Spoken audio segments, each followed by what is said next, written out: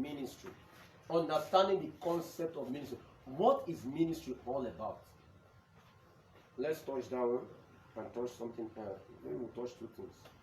Understanding the concept of ministry. I said here in this handout, ministry is destiny in manifestation. Jeremiah chapter 1. Before you were born, what happened? I have formed you. I have ordained you. I have called you to be a prophet to the nations.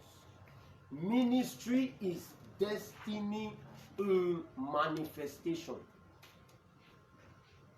When you begin to discover and pursue your destiny, we can say that is ministry in action.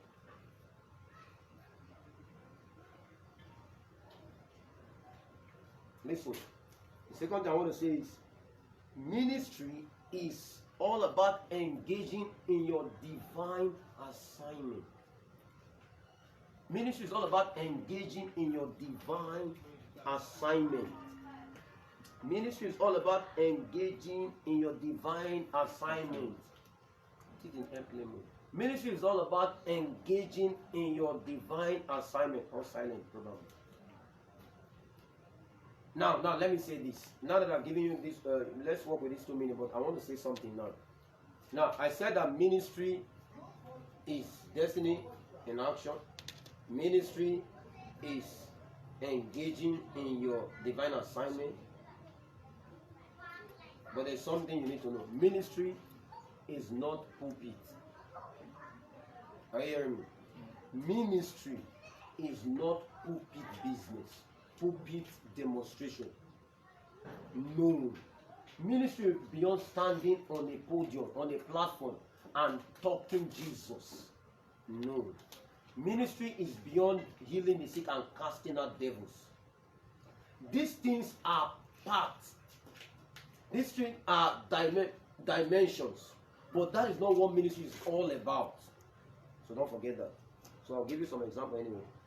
So ministry is beyond doing church activities, pulpit preaching, healing the sick, teaching Bible. Ministry is about a messenger carrying the orders and instructions of God. Whatever it tells you to do, do it. So I'm going to show you something now. I said that ministry covers every facet of life. You can have ministry into the business world. You can have ministry into the spiritual life. You can have ministry into health world. You can have ministry into political and governmental. You can have ministry into culture, into education. Ministry cut across every facet of life. I'm telling you. So I've said that ministry, it does not just involve the spiritual life, but ministry addresses every need of man. In fact, where there's a need, there's a demand for ministry. Do you hear what I said? Where there's a need, anywhere you find need, what the demand is calling for ministry in action. I'm telling you. Your destiny is to meet a need of humanity. You see why many ministries are not relevant? Because you'll be surprised that someone is doing church, but his church is not meeting a need. You say, what? Yes. You go to a church, people's needs are not met. It does not address any matter. The person is talking, is opening Bible, is leading prayer, but you find out that 1 year, 2 years, 3 years, 10 years, the ministry is not addressing a certain issue in the society, in the family, in people's life. You begin to wonder, that ministry will face out. Let me give you some Bible examples of people that practice ministry in different areas of life. Number one, Joseph.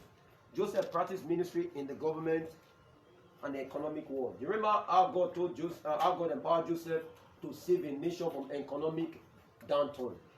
That is ministry. Joseph had a gift of a ministry of administration. He has a gift of government. Joseph can enter a place and put everything in order by management grace. So Joseph succeeded there. Then we see Apostle Paul.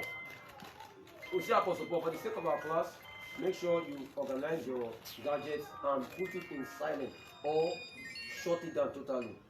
It's very important because we're also having an online class too. People are following online too. I don't need distraction. So the next one is we see Apostle Paul. Apostle Paul focusing mainly on the spiritual. We see Apostle Paul focus mainly on the spiritual. In ministry cut across spiritual life. Then the next one we see somebody like Luke. Remember Luke the doctor in the Bible? Luke in the Bible is a doctor and a writer. We know that Luke wrote the book of Luke and the Gospel of Luke and the Acts of the Apostles. He was a wonderful writer. Luke writing details. He's a powerful writer. But we also know that Luke is, the Bible calls him a physician. So when you see some people following, I don't know why you see some ministry, they have medical team that follow them. They say, God called me to follow your ministry. To anything medical, I should follow you. So you see some ministry, they go to a nation, medical people follow them. They go to a particular community, medical follow them. That thing is a ministry. Physical medication. God can call you to go into medicine. That's what I'm telling you. So then you see the life of Nehemiah. Nehemiah was a nation builder. Nehemiah was a street repairer. That was a physical work. It was not a spiritual work. Nehemiah pioneered the rebuilding of Jerusalem. So what I'm telling you, that God can call you, say, this is your community, be part of people that will develop this community physically. You go into what they call community development, state transformation. That thing is a calling. So if God is calling you into the political, calling you into a social, economical, whatever area, prepare yourself for that. That is the ministry. Let me give you one more so that I can leave this place. We see someone like Esther. Esther said, you can imagine what Esther was fasting for. Esther was fasting for freedom for a nation. He said, if I perish, I perish. Esther was not fighting for spiritual matter. He was fighting for a physical matter that want to keep his own people in bondage. And she began to fight. So please, don't limit yourself to pulpit ministry and be dragging pulpit with people. You can have a calling. Have you not seen some? That is why you see some ministry going to education. You say, you know, when God calls from ministry into education, you know what happens?